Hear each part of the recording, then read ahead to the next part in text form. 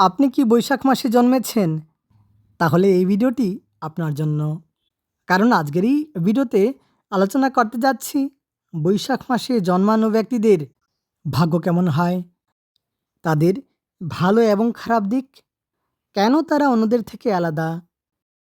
বৈশাখ মাসে জন্মানো ব্যক্তিদের মধ্যে এমন কিছু গুণ থাকে যা সবাইকে অবাক করে।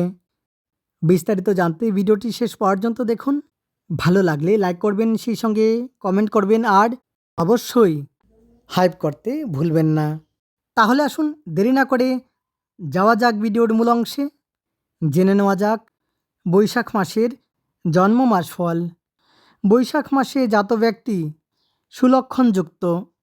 তারা ধর্মজ্ঞান সম্পন্ন এবং গুণবান হয়ে থাকেন। তারা হন সুবক্তা, পিতৃ আজ্ঞাবাহী, গীতিবাদ্য বিশারদ হয়ে থাকেন। তারা দেবদ্বিজে ভক্তি, ধার্মিক এবং সজ্জন হন। তারা শ্রদ্ধা ভক্তি অনুসারে পূজা অর্চনা করতে ভালোবাসেন। তারা ধর্মপরায়ণ। তারা অনেক সময় অন্যদের নেতৃত্ব দিতে পছন্দ করেন। তারা স্পষ্টভাষী। তারা নিজের মতো করে চলতে পছন্দ করেন। নিজের সিদ্ধান্তে তাদের যথেষ্ট বিশ্বাস থাকে।